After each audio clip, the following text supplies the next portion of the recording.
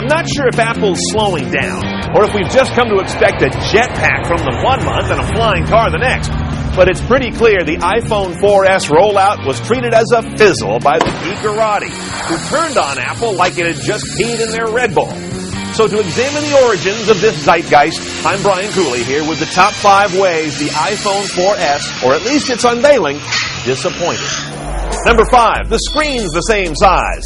That's code for small. Sorry, but Apple has definitely slipped here. iPhone is now categorized in the bottom third of the smartphone market if you sort them by screen size. Somewhere between its dainty 3.5-inch screen and the pizza box that is, let's say, a Droid X, is the roomier yet pocketable piece of real estate this phone's Retina technology deserves. Come on, Apple, you're serving us a great meal, but you're making us starve while we eat it. Number 4, it's the same number. Apparently, Apple ain't Porsche. It can't just slap an S on a hotter model and have the crowd go wild. This whole 4 versus 5 letdown thing was fed by the fact that almost every rumor about a pending iPhone 5 also had the statement somewhere in it, maybe we'll just get an iPhone 4S. So the idea of the 4S being some kind of consolation prize was baked in the rumor cycle from the beginning. But remember, of all the parties that suggested to you an iPhone 5 was even possible, Apple wasn't one of them. Number 3, it's a 4S, not 4G.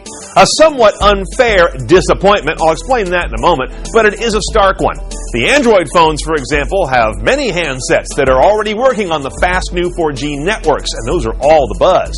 Compare that to Apple, who just isn't playing the 4G game yet.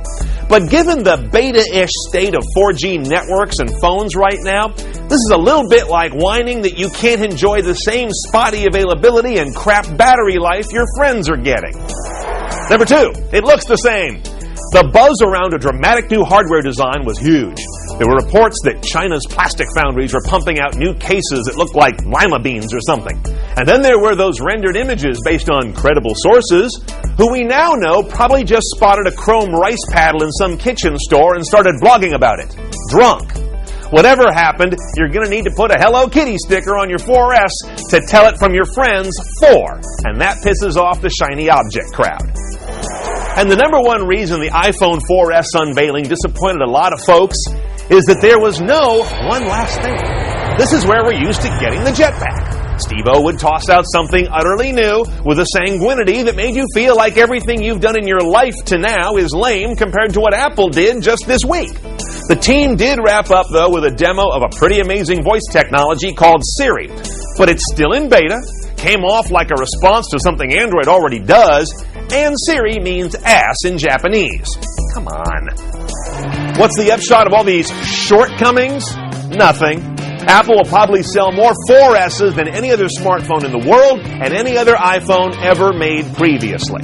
But Apple is getting one message clear enough to hear over a 3GS running on AT&T, that it's a tough room now. For more top 5s like this, go to top5.cnet.com. I'm Brian Cooley.